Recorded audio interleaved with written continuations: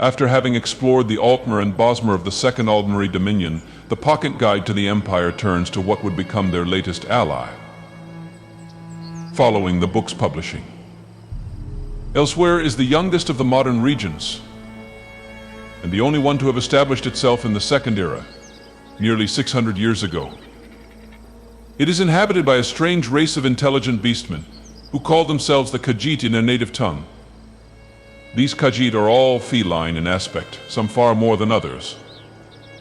A particular family tribe or pride might include a hunting party of males that appear like upright jaguars, a few beautiful youths who could pass for elves were it not for their swishing tails, an uncle or two that would stalk the perimeters on all fours, and a chief who, depending on the moons of his birth, might have the form of any of the above. The Khajiit attribute their improbable biology to the workings of the Ja-Ka-J, the moonstrings, or lunar lattice, a magical and semi-divine phenomena believed to derive from the influence of Tamriel's twin moons, Masser and Secunda. According to the native tradition, a Khajiit born while Masser is full and Secunda a thin crescent will grow to be a Cathay Rot, one of the aforementioned jaguar men, while one born under the opposite conditions will be little more than an intelligent house cat. Even the Sentia tiger, the largest great cat in existence, has proven to be just another form of the Khajiit.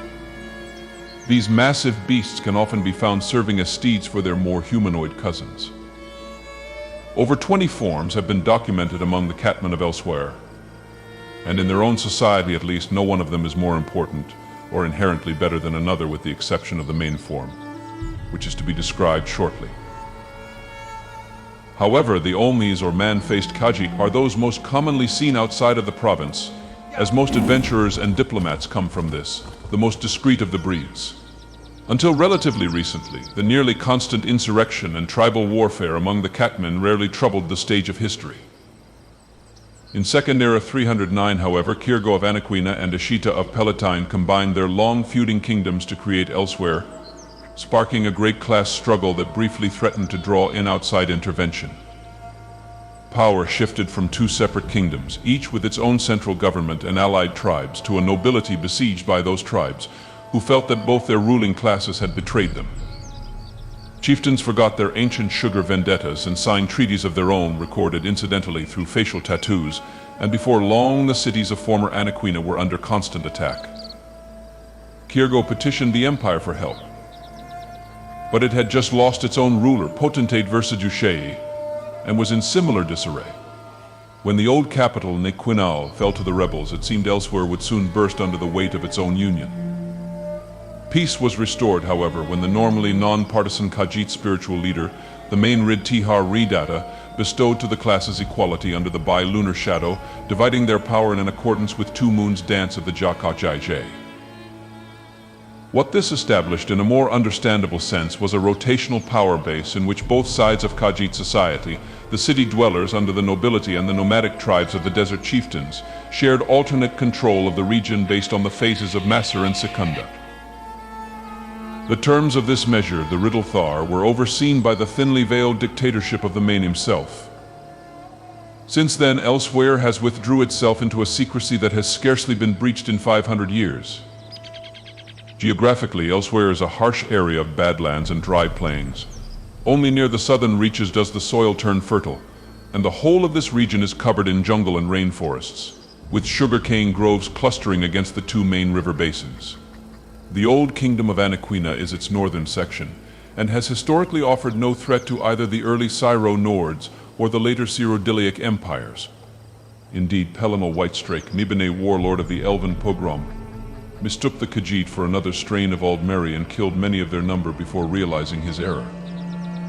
Human relations have been minimal in the intervening years, but there is talk that the Elsweyr Confederacy has recently struck treaty with the Aldmeri Dominion, a situation that, if true, may force the catmen into another bloody confrontation with the Cyrodiilic masters of Tamriel.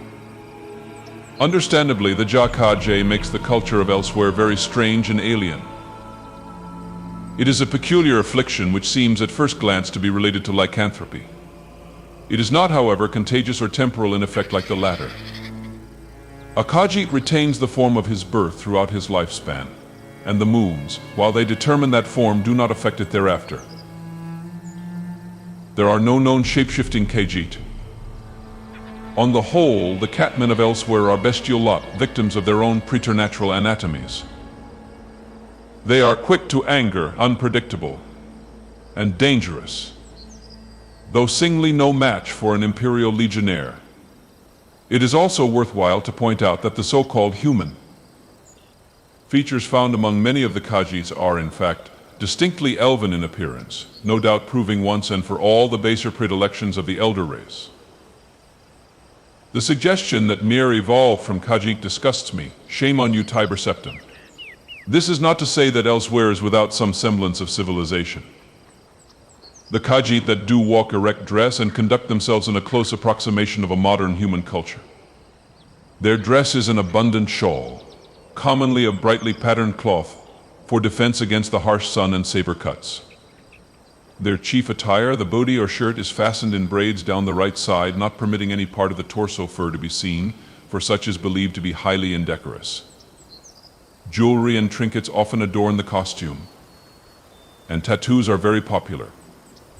In some quarters, the latter can even have religious and legal significance. A recent trend among the younger Omis is the application of feline facial tattoos that make them resemble their more hideous and savage brethren. The obvious weapon of choice among the Khajiit are their claws, naturally sharp and retractable. Others, though, have mastered the use of the saber and scimitar, the dagger and the longbow. There is no standing army in Elsweyr, and the catmen have never shown an expansionist inclination. In fact, they have lost territory in the last 50 years with the secession of their rim territories. Tamriel's two moons are inextricably linked to the society of the Khajiit, who worship their different phases and the combination of the phases as if they were gods.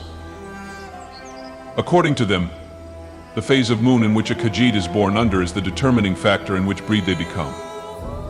The most important of these breeds is the mane. The mane is no more a breed of Khajiit than the other, more common forms of the catmen. He is simply unique. Khajiit tradition holds that only one mane can be alive at any one time. Indeed, they believe that there is only one mane, who is simply reborn in different bodies. Be that as it may, there has been no recorded instance of multiple manes contending for power. Whether this is due to the truth of the Khajiit belief, or whether the ruling mane takes care to eliminate any potential rivals before they can mature, cannot be determined. Omni can be born only under a rare alignment of Maser and Secunda when, according to legend, a third moon appears in the sky. In olden times, the Khajiit would shave off their own manes in deference to the mane, braiding them into locks that he would incorporate into his own gigantic mane. Over time, as the population of the region grew, this ritual became impractical. Now, while all Khajiit still remove their manes, they do so largely as a symbolic sacrifice. The current mane still wears the hair locks and braids of his own tribe as well as those of his warrior guard, which encompasses hundreds of Khajiit. He is so weighted down by the hair of his kinsmen that he cannot move without aid, and often travels about the countryside by means of a palanquin. Regarding the Khajiit and their ability to be born different depending on the moon cycle, each breed of Khajiit has its own patron deity.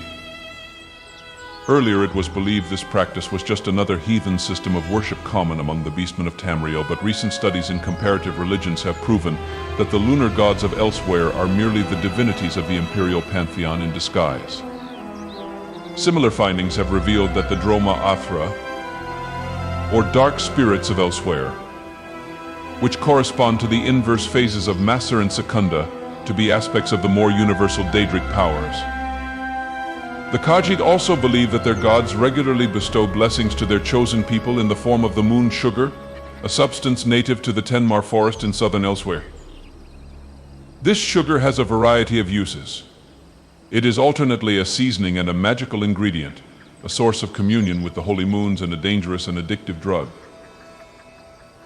The Khajiit understand it to be crystallized moonlight caught in the water of the Topal Sea and brought to the sugarcane groves of the Thalmor by the force of the twin tides. By partaking of the sugar, the Khajiit believes they are consuming small portions of their god's eternal souls. This drives them into fits of ecstasy and abandon. and the streets of Elsweyr's major cities are full of catmen shivering in the grip of sugar fits. A particularly hazardous derivative of the moon sugar, known as skooma, is often smoked in raw form through a water pipe by the more pathetic Khajiit. Its victims are addicted for life, and in constant, alternating states of euphoria and lethargy.